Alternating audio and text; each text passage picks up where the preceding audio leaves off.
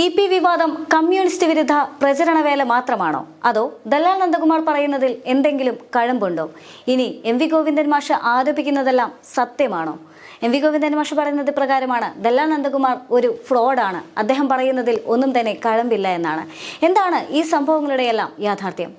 രണ്ടാം ഘട്ട തെരഞ്ഞെടുപ്പിന്റെ തലേ ദിവസമായ ഇന്നലെ മുതൽ ഇ.പി. വിവാദം വലിയ ചർച്ചയാവുകയാണ്. വാർത്തകളെല്ലാം തന്നെ ഇ.പി. വിവാദം മുഴങ്ങി നിൽക്കുകയാണ്. ഇ.പി. ജയരാജൻ ബി.ജെ.പിയിലേക്ക് പോകുന്നു എന്നുള്ളതാണ് വാർത്ത. ഇ.പി. ജയരാജൻ ബി.ജെ.പിയിലേക്ക് പോകുന്നതുമായി ബന്ധപ്പെട്ട് വിവിധ ഘട്ടങ്ങളിലായി ചർച്ചകൾ നടത്തിയെന്നും അതിനുള്ള തെളിവുകൾ ഹാജരാക്കിക്കൊണ്ട് ഓരോരുത്തരായി വന്നുകൊണ്ടിരിക്കുകയാണ്. എന്നാൽ അതേ സാഹചര്യത്തിൽ ഇ.പി. ജയരാജന് വേണ്ട പ്രതിരോധം തീർക്കുകയാണ് ഇടതുപക്ഷം ചെയ്യുന്നത്. ഇന്ന് മുഖ്യമന്ത്രി പോലും ഇ.പി. ജയരാജനെ പിന്തുണ നൽകിക്കൊണ്ട് രംഗത്ത് വരുന്നുണ്ട്. എന്നാൽ അതേ സാഹചര്യത്തിൽ ഇ.പി. ജയരാജൻ ബി.ജെ.പിയിലേക്ക് പോകും എന്നുള്ള ഉറപ്പാണ് എന്ന് ആരോപിച്ചുകൊണ്ട് കെ സുരേന്ദ്രൻ പോലും രംഗത്തെത്തുകയാണ്. എന്താണ് യഥാർത്ഥത്തിൽ ഇ.പി. ജയരാജൻ വിവാദം?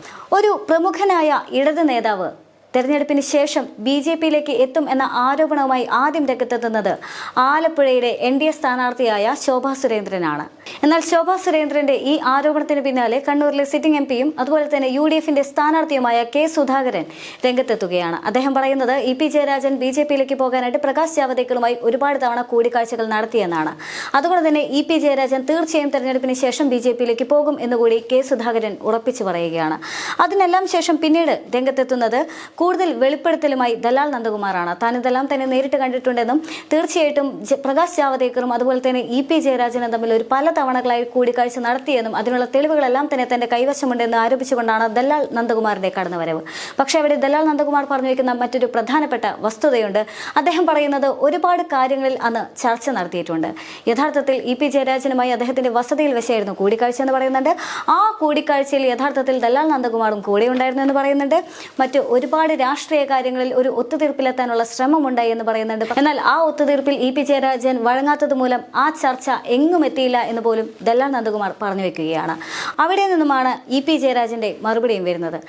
ഇ.പി. ജയരാജൻ ഈ പറഞ്ഞ കാര്യങ്ങൾ എല്ലാം തന്നെ അംഗീകരിക്കുന്നുണ്ട്. അദ്ദേഹം പറയുകയാണ്, ശരിയാണ്, താൻ പ്രകാശ് ജാവദേക്കറുമായി സംഭാഷണം നടത്തിയിട്ടുണ്ട്, ഒരുപാട് തവണ അദ്ദേഹത്തെ കണ്ടിട്ടുണ്ട്, സംസാരിച്ചിട്ടുണ്ട്. പക്ഷേ ഇത്തരത്തിൽ ബി.ജെ.പിയിലേക്ക് പോകാനുള്ള തീരുമാനത്തിലേക്കൊന്നും തന്നെ താൻ നീങ്ങിയിട്ടില്ല എന്നുകൂടി അദ്ദേഹം പറഞ്ഞു വെക്കുകയാണ്. അദ്ദേഹം തന്നെ കാണാനെത്തുമ്പോൾ അത് ഇറങ്ങിപ്പോകൂ എന്ന് പറയുന്നത് മര്യാദകേടാണ്, അതുകൊണ്ട് തന്നെ അദ്ദേഹവുമായി സംസാരിച്ചു എന്ന് പറയുന്നുണ്ട്.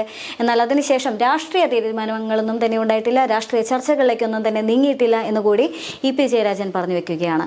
സ്വാഭാവികമായും അങ്ങനെയാണെങ്കിൽ അദ്ദേഹത്തിനെതിരെ ആരോപണങ്ങളും അദ്ദേഹത്തിന്റെ മറുപടിയും തമ്മിൽ സ്വാഭാവികമായും ചേർച്ചയുണ്ട് എന്ന് കാണാൻ സാധിക്കും. അതായത് ശോഭാ സുരേന്ദ്രൻ ആരോപിച്ചത് ഇത്രമാത്രമാണ്: ഇ.പി. ജയരാജൻ ബി.ജെ.പിയിലേക്ക് പോകാനുള്ള സാധ്യതയുണ്ട്. അതിനുള്ള പ്രധാന ഉദാഹരണമായി പറയുന്നത് പല കൂടിക്കാഴ്ചകളും നടത്തിയിട്ടുണ്ട് എന്നുള്ളതാണ്. കെ സുധാകരനും പറഞ്ഞു വെക്കുന്നത് അത് തന്നെയാണ്.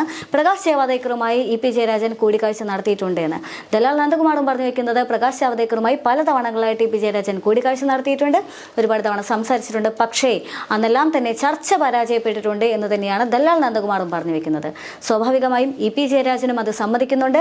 ശരിയാണ്, താൻ ചർച്ച നടത്തിയിട്ടുണ്ട്, പക്ഷേ ഇത്തരത്തിലുള്ള രാഷ്ട്രീയ തീരുമാനങ്ങളിലേക്കോ സംസാരങ്ങളിലേക്കോ ഒന്നും തന്നെ താൻ നീങ്ങിയിട്ടില്ല എന്നുകൂടി ഇ.പി. ജയരാജനും പറഞ്ഞു വെക്കുന്നുണ്ട്. അപ്പോൾ സ്വാഭാവികമായും ഇത്തരത്തിലുള്ള ഒരു വിവാദത്തിന്റെ പോലും പ്രസക്തി അവിടെ നഷ്ടപ്പെടുകയാണ്. ഇതേ സാഹചര്യത്തിൽ മുഖ്യമന്ത്രി പിണറായി വിജയൻ കൂടി പറഞ്ഞു വെക്കുന്നുണ്ട്, ഇ.പി. ജയരാജന് അത്തരത്തിൽ ഒരുപാട് സൗഹൃദങ്ങളുണ്ട്. സൗഹൃദങ്ങൾ നോക്കുമ്പോൾ അല്ലെങ്കിൽ സൗഹൃദങ്ങൾ ഊട്ടിയുണ്ടാക്കുന്ന സാഹചര്യത്തിൽ അദ്ദേഹം വ്യക്തികളെയോ അല്ലെങ്കിൽ ആ വ്യക്തികൾക്ക് പുറകിലുള്ള രാഷ്ട്രീയമോ ഒന്നും തന്നെ നോക്കുന്ന ശീലമില്ല.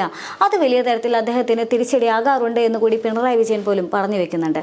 അത് യഥാർത്ഥത്തിൽ അദ്ദേഹത്തിന് തിരിച്ചടിയാകുമെന്ന് പലതവണ അറിയിപ്പ് നൽകിയിട്ടും അദ്ദേഹം അത് ചെവിക്കൊണ്ടിട്ടില്ല എന്ന് തന്നെ പറയുകയാണ്. അതായത് പ്രകാശ് ജാവദേക്കറുമായി സംസാരിക്കുന്നതിൽ തെറ്റില്ല, അവരുടെ രാഷ്ട്രീയം എന്തോ ആയിക്കൊള്ളട്ടെ, പക്ഷേ സംസാരിക്കുന്നതിൽ തെറ്റില്ല. അത്തരത്തിലുള്ള സൗഹൃദ സംഭാഷണങ്ങൾ ഒരുപാട് തവണ ഉണ്ടായിട്ടുണ്ട്. അത് യഥാർത്ഥത്തിൽ പിണറായി വിജയനും പ്രകാശ് ജാവദേക്കറുമായി തമ്മിൽ അത്തരത്തിലുള്ള സൗഹൃദ സംഭാഷണം ഉണ്ടായിട്ടുണ്ടെന്ന് പിണറായി വിജയൻ പോലും സമ്മതിക്കുന്നുണ്ട്. പക്ഷേ അതിനെല്ലാം അർത്ഥം ഒരു വ്യക്തിയുമായി, അതായത് വ്യത്യസ്തമായ ആശയം പിന്തുടരുന്ന ഒരു വ്യക്തിയുമായി സംസാരിക്കുമ്പോൾ സ്വാഭാവികമായും അത് ആ ആശയത്തിലേക്കുള്ള ആകർഷണമാണ് എന്നുള്ള വിലയിരുത്തൽ പാടില്ല എന്ന് തന്നെയാണ് ഇ.പി. ജയരാജനാണെങ്കിലും പിണറായി വിജയനാണെങ്കിലും പറഞ്ഞു വെക്കുന്നത്.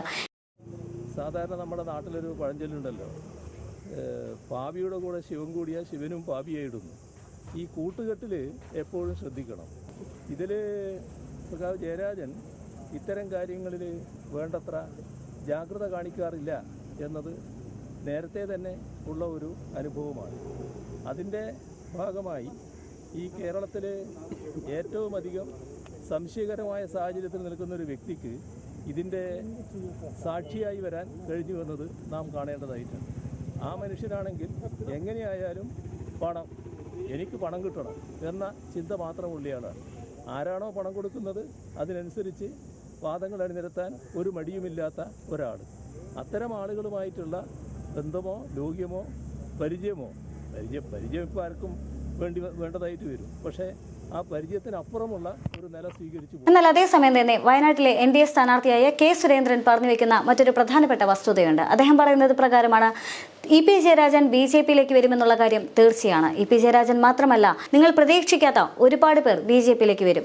പക്ഷേ തെരഞ്ഞെടുപ്പ് ഫലം വന്നതിന് ശേഷമായിരിക്കും അവർ BJPയുമായി ഒരു കൂടിച്ചേരൽ ഉണ്ടാകുന്നത് എന്ന് കെ സുരേന്ദ്രൻ കൃത്യമായി തന്നെ പറഞ്ഞു വെക്കുകയാണ്. അതായത് കൃത്യമായി പറയുകയാണെങ്കിൽ ജൂൺ 4-ന് ശേഷം EP ജയരാജൻ തീർച്ചയായിട്ടും BJPയിലേക്ക് ചേരുമെന്ന് കെ സുരേന്ദ്രൻ പറഞ്ഞു വെക്കുകയാണ്. അതിനുള്ള പ്രധാന കാരണമായി കെ സുരേന്ദ്രൻ പറയുന്നത് പിണറായി വിജയൻ തന്നെയാണ്. പിണറായി വിജയനുമായി EP ജയരാജൻ അത്ര സുഖത്തിലല്ല. അതുകൊണ്ട് തന്നെ പിണറായി വിജയനോടുള്ള എതിർപ്പ് കൊണ്ട് തന്നെയാണ് EP ജയരാജൻ BJPയിലേക്ക് വരുന്നത് എന്നുകൂടി കെ സുരേന്ദ്രൻ പറഞ്ഞു വെക്കുകയാണ്. സ്വാഭാവികമായും ഈ ആരോപണങ്ങളെല്ലാം തന്നെ LDF നിഷേധിക്കുന്നുണ്ട്. LDF ആണെങ്കിലും EP ജയരാജനാണെങ്കിലും നിഷേധിക്കുന്നുണ്ട്. പക്ഷേ ഇപ്പോഴും തന്റെ ആരോപണത്തിൽ ഉറച്ചു തന്നെ നിൽക്കുകയാണ് കെ സുരേന്ദ്രൻ. ഇനി കേരളത്തിലെ രാഷ്ട്രീയ സാഹചര്യം വരികയാണെങ്കിൽ കഴിഞ്ഞ കുറച്ച് നാളുകൾക്ക് മുൻപ്, പ്രത്യേകിച്ചും തെരഞ്ഞെടുപ്പ് പ്രഖ്യാപിച്ചതിന് ശേഷമുള്ള നാൾവഴികൾ പരിശോധിക്കുകയാണെങ്കിൽ കോൺഗ്രസിൽ നിന്നും വലിയ തോതിലുള്ള ഒരു പാർട്ടി മാറ്റം യഥാർത്ഥത്തിൽ സംഭവിച്ചുവെന്ന് മനസ്സിലാക്കാൻ സാധിക്കുന്നുണ്ട്. അതും പ്രത്യേകിച്ചും വളരെ പ്രമുഖരായ, ഒരർത്ഥത്തിൽ കോൺഗ്രസിന്റെ തന്നെ അധികായരായ രാഷ്ട്രീയ നേതാക്കളുടെ കുടുംബങ്ങളിൽ നിന്ന് പോലും അത്തരത്തിലുള്ള ഒരു കൊഴിഞ്ഞുപോക്ക് യഥാർത്ഥത്തിൽ ഉണ്ടായി എന്നുള്ളതും ഞെട്ടിപ്പിക്കുന്ന യാഥാർത്ഥ്യം തന്നെയാണ്. പക്ഷേ അതേ സാഹചര്യത്തിലാണ് CPM യഥാർത്ഥത്തിൽ കോൺഗ്രസിനെ കടന്ന് ആക്രമിച്ചുകൊണ്ടിരിക്കുകയാണ്. യഥാർത്ഥത്തിൽ കോൺഗ്രസിന് വോട്ട് ചെയ്താൽ പോലും അത് BJPയിലേക്ക് പോകുന്ന അവസ്ഥയാണ് എന്നെല്ലാം തന്നെ കടുത്ത ആക്ഷേപങ്ങൾ CPMന്റെ ഭാഗത്തു നിന്നും കോൺഗ്രസിന് ഉണ്ടായിക്കൊണ്ടിരിക്കുന്ന സാഹചര്യത്തിലാണ് ഇപ്പോൾ കോൺഗ്രസിലെ തന്നെ LDFന്റെ കൺവീനറായിട്ടുള്ള EP ജയരാജന് മേൽ ഇത്തരത്തിലുള്ള ഒരു ആരോപണം വരുന്നത് എന്ന് പറയുന്നത് യഥാർത്ഥത്തിൽ CPMനെ പ്രതിസന്ധിയിലാക്കുന്നുണ്ട്. ഇത് കേവലം ലോക്സഭാ തെരഞ്ഞെടുപ്പിനെ മാത്രം ബാധിക്കുന്ന കാര്യമല്ല. MV ഗോവിന്ദന്റെ ഭാഷയിൽ പറയുകയാണെങ്കിൽ MV ഗോവിന്ദൻ കൃത്യമായി പറയുകയാണ്, ഇത്തരം ആരോപണങ്ങൾക്കെല്ലാം ആയുസ് ഇന്ന് മാത്രമാണ്. ഇന്ന് ഈ പോളിംഗ് കഴിയുന്ന സമയം വരെ മാത്രമാണ് ഇത്തരത്തിലുള്ള ആരോപണങ്ങളുടെ ആയുസ്. ഇതെല്ലാം തന്നെ ലോക്സഭാ തെരഞ്ഞെടുപ്പ് മുന്നിൽ കണ്ടുകൊണ്ടുള്ള ആരോപണങ്ങൾ മാത്രമാണ്. ഇതിലൊന്നും തന്നെ കഴമ്പില്ല എന്ന് ആണ് MV ഗോവിന്ദൻ പറഞ്ഞു വെക്കുന്നത്. പക്ഷേ അതേ സാഹചര്യത്തിൽ EP ജയരാജൻ BJPയിലേക്ക് പോകുമോ എന്നുള്ള ആശങ്ക യഥാർത്ഥത്തിൽ അത് LDFന് വലിയ തിരിച്ചടിയാകും. പ്രത്യേകിച്ചും LDFും BJPയും തമ്മിൽ ഒരു അന്തർധാര സജീവമാണ് എന്നെല്ലാം തന്നെ പരക്കെ ഒരു ആക്ഷേപമുണ്ട്. പ്രത്യേകിച്ചും പ്രതിപക്ഷം എന്ന നിലയിൽ UDFന് അത് കൃത്യമായി തന്നെ ആളിക്കത്തിക്കാനായിട്ട് സാധിച്ചിട്ടുണ്ട് എന്നുള്ളതും ശ്രദ്ധേയം തന്നെയാണ്. അതുകൊണ്ട് തന്നെ തെരഞ്ഞെടുപ്പിന് ശേഷം ഇത് യഥാർത്ഥത്തിൽ ഇടതുപക്ഷത്തിന് വലിയൊരു കളങ്കമായി തന്നെ അവശേഷിക്കുമെന്നുള്ള കാര്യത്തിൽ യാതൊരു തർക്കവുമില്ല. മറ്റൊരു പ്രധാനപ്പെട്ട ഘടകം എന്ന് പറയുന്നത് EP ജയരാജനും പ്രകാശ് ജാവദേക്കറും തമ്മിൽ കൂടിക്കാഴ്ച നടത്തിയ സാഹചര്യത്തിൽ ഇരുവരും ചർച്ച ചെയ്തിട്ടുണ്ടായിരുന്നത് SNC ലാവ്ലിൻ കേസിനെ പറ്റിയും സ്വർണ്ണക്കടത്ത് കേസിനെ പറ്റിയുമാണ്. മാത്രമല്ല പ്രകാശ് ജാവദേക്കർ ഒരു വാഗ്ദാനം കൂടി നൽകുകയാണ്, ഈ കേസെല്ലാം തന്നെ സെറ്റിൽ ചെയ്യാൻ സഹായിക്കാം എന്നുകൂടി ഒരു വാഗ്ദാനം പോലും പ്രകാശ് ജാവദേക്കർ നൽകി എന്നുള്ള ആരോപണം പോലും യഥാർത്ഥത്തിൽ ദല്ലാൽ നന്ദകുമാർ ഉന്നയിക്കുന്നുണ്ട്. അങ്ങനെയാണെങ്കിൽ EP ജയരാജൻ ഇതെല്ലാം തന്നെ നിഷേധിച്ചു എന്ന് പറയുമ്പോഴും ഇത്തരത്തിലുള്ള ഒരു വാദം യഥാർത്ഥത്തിൽ അന്തരീക്ഷത്തിൽ നിറഞ്ഞു നിൽക്കുന്നുണ്ട് എന്നുള്ളതും ശ്രദ്ധേയം തന്നെയാണ്. SNC ലാവ്ലിൻ കേസാണെങ്കിലും സ്വർണ്ണക്കടത്ത് കേസാണെങ്കിലും EDയുടെ നടപടികളാണെങ്കിലും വലിയ രീതിയിൽ പ്രതിപക്ഷം സംസ്ഥാന സർക്കാരിനെതിരെ ഉന്നയിക്കുന്ന ആരോപണങ്ങളിൽ ഒന്ന് തന്നെയാണ്. പ്രത്യേകിച്ചും രാഹുൽ ഗാന്ധി വയനാട്ടിലെത്തുകയും പിണറായി വിജയനെതിരെ കടുത്ത ആരോപണം ഉന്നയിക്കുകയും വലിയ ചർച്ച ചെയ്യപ്പെട്ടതും തന്നെയാണ് ED എന്തുകൊണ്ട് പിണറായി വിജയനെ അറസ്റ്റ് ചെയ്യുന്നില്ല എന്ന്. രാഹുൽ ഗാന്ധി ആ ചോദ്യം ചോദിക്കുന്നതിന് പിന്നിൽ പ്രധാനപ്പെട്ട ഒരു വസ്തുതയുണ്ട്. എന്തുകൊണ്ടാണ് പിണറായി വിജയനെതിരെ അറസ്റ്റ് ചെയ്യാത്തത് എന്ന് ചോദിക്കുമ്പോൾ അവിടെ ചുരുളഴിക്കാൻ ശ്രമിക്കുന്നത് പിണറായി വിജയനോ അഥവാ CPMും BJPയും തമ്മിൽ എന്തെങ്കിലും അന്തർധാരയുണ്ടോ എന്നുള്ളത് തന്നെയാണ് കോൺഗ്രസിന്റെ മറഞ്ഞിരിക്കുന്ന ചോദ്യം എന്ന് മനസ്സിലാക്കാം. പക്ഷേ ഇതേ സാഹചര്യത്തിലാണ് EP BJPയിലേക്ക് പോകും എന്നുള്ളൊരു വിവാദം വരുന്നതും. അതേ സാഹചര്യത്തിൽ തന്നെയാണ് പ്രതിരോധം തീർക്കാനുള്ള ഇടതുപക്ഷം ഒറ്റക്കെട്ടായിട്ട് EPക്ക് പിന്തുണ നൽകുന്നതായും കാണുന്നത്. ഇതെല്ലാം തന്നെ ചേർത്ത് വയ്ക്കുമ്പോൾ CPMനെ സംബന്ധിച്ചിടത്തോളം പ്രതിരോധത്തിലാകാനുള്ള സാധ്യത ഏറെയാണ്. എന്തു തന്നെയാണെങ്കിലും ആരോപണങ്ങളോ പ്രത്യാരോപണങ്ങളോ ആണെങ്കിലും ഇന്നത്തെ ദിവസം കൊണ്ട് അവസാനിക്കാൻ പോകുന്നില്ല. ഇനിയും കൂടുതൽ വെളിപ്പെടുത്തലുകളും തെളിവുകളും മറന്നേക്ക് പുറത്തു വരാനുണ്ട്.